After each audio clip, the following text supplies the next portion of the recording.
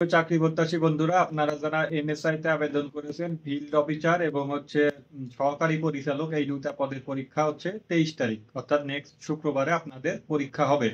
তো field staff পদের পরীক্ষাটা কবে হবে? তো আমরা যদি ধরি তারপরে শুক্রবার হচ্ছে 30 তারিখে, অর্থাৎ 30 তারিখে পরীক্ষা যদি হয় তাহলে তো হইলো, না হলে নাকি বেশি না হওয়ার সম্ভাবনাটাই বেশি, কারণ 30 তারিখে পরীক্ষা তারা যদি নেয় তাহলে আপনাদের এসএমএস এই সপ্তাহের ভিতরেই দিবে।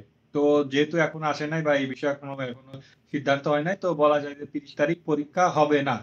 তো তাহলে পরীক্ষাটা হচ্ছে ঈদের পরে, আমরা ঈদের পরে পরীক্ষাটা আপনাদের যারা ফিল্ড স্টাফ, গাড়ি চালক বা বিভিন্ন ষাট লিপিকার, কম্পিউটার মুদ্রাক্ষরিক পদে আবেদন করেছেন তাদের পরীক্ষাটা হবে ঈদের পরে।